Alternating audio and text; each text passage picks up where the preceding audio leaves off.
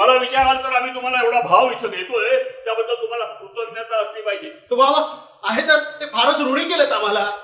कोणी उपद्व्याप सांगितले आहे तुम्हाला आमच्या समोर आरसे धरण्याचा? चेहऱ्यावरचे भाव गोठवून पिळवटून विद्रूप केलेले चेहरे, आमच्या तोंडावर भिरकावणारा हा नीच आणि क्रूर प्रकार ताबडतोब थांबवा. तुम्ही जरा बाजूला व्हा. नाही नको, तुमचं चालू द्या. फक्त माझा या नाटकाशी काही संबंध नाही एवढं लक्षात ठेवा. हे बघ, तू जरा शांत बस, एकदम थंड. मला तुझ्या आईचं काय म्हणणं आहे ते ऐकायचं.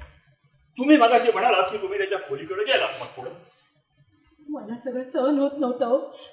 मला माझं मन मोकळं करायचं होतं म्हणून मी याच्या खोलीकडे निघाले. माझ्यात आणि तिच्यात एक शब्द सुद्धा बोलला गेला नाही. मी तडक बाहेर पडलो. माझी इच्छाच नव्हती बोलायची. मी नव्हतोच त्यांच्या भानगडीत कधी.